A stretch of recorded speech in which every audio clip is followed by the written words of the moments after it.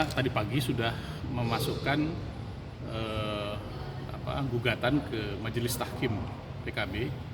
Majelis Tahkim PKB itu adalah mahkamah partai di internal PKB, mengadukan soal konflik internal partai, ya, sesuai dengan Undang-Undang Nomor 2 Tahun 2011 tentang partai politik.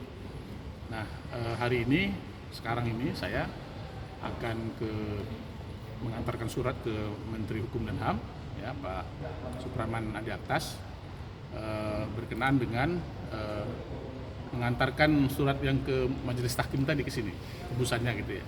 Antarkan sendiri ke sini untuk diketahui oleh Kumham, sehingga kemudian posisi kami ini adalah konflik internal partai. Nah, ketika konflik internal partai, maka status quo tidak boleh ada yang mengatasnamakan PKB, ya, sampai adanya keputusan yang berkekuatan tetap atau yang Salah satu poin yang penting yang disampaikan apa, Pak? Ini masuk wilayah konflik internal partai yang penyelesaiannya itu diatur dalam Undang-Undang Partai Politik maupun dalam Anggaran Dasar Rumah Tangga Partai Kebangkitan Bangsa.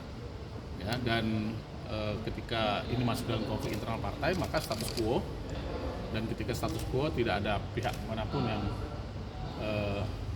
antara dua pihak yang berselisih ini boleh membuat kebijakan-kebijakan yang strategis atas nama partai sampai ada keputusan yang berkekuatan hukum. Menganggap muktamar yang baru selesai di Bali itu banyak menyalahi ketentuan-ketentuan anggaran dasar dan rumah tangga dan menyalahi spirit dari undang-undang partai politik.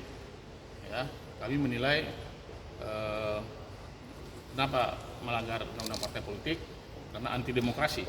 Ya, ketika aspirasi itu dibungkam, cabang-cabang yang yang punya pendapat lain daripada Caimin itu dianggap dibekukan dan dianggap bertentangan dengan kebijakan partai. Ya, terus prosedur-prosedur selama muktamar juga banyak melangkahi anggaran dasar rumah tangga. Apakah ini kaitannya juga akan ada pelaksanaan muktamar tandingan? Ya, itu sedang kami persiapkan, ya. Dan kami berharap ketika nanti muktamar tandingan itu menghasilkan kepengurusan DPP yang baru, itu didaftarkan oleh Kumham. Kalau cabangnya itu berapa sih yang berbeda pendapat dengan Caimin gitu kan dibutuhkan?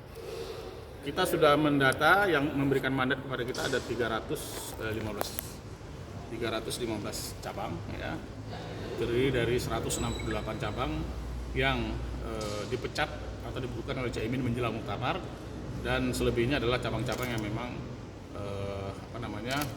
punya komitmen dan menyatakan setuju dengan konsep, setuju dengan